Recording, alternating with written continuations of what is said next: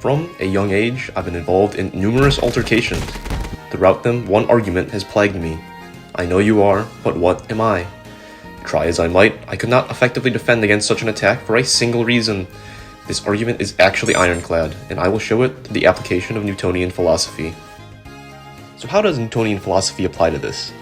The answer is in Newtonian absolute space, where Isaac Newton claimed that space is prior to anything that exists in it, and that when objects move, they move absolutely rather than relative to each other. Absolute space was refuted by another philosopher of the time, Leibniz. Leibniz was a proponent for relative space, where objects come prior to space, and space is simply an abstract relation between two objects. In addition to this, Leibniz was also famous for his interesting claims about metaphysics with some questionable conclusions, such as you can't actually control your body. It's just a coincidence that when you want to move your arm happens to move, and when your dog dies, he doesn't actually die, he just becomes really small, and one day he might come back, but in a different form.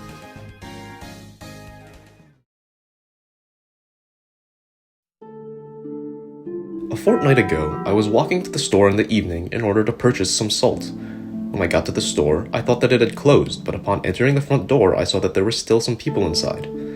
After purchasing a few items, I left the store and was walking along the path when I saw a man walking a dog at the place where the road ends. It was then that I had a sudden epiphany. I hadn't walked to the store had walked to me.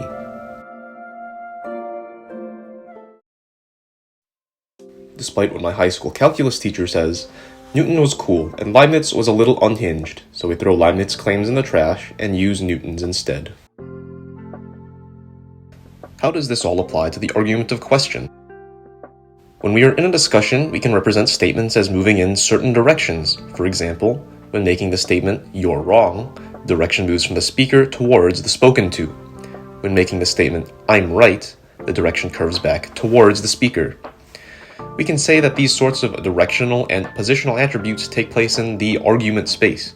Using Newton's concept of absolute space, we can say that arguments move around absolutely, or in other words, once spoken, they move through the argument space without requiring a relation to any speaker.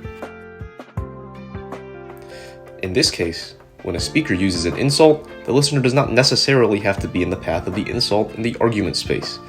But how do we avoid the insult in said argument space? The answer is deceptively simple.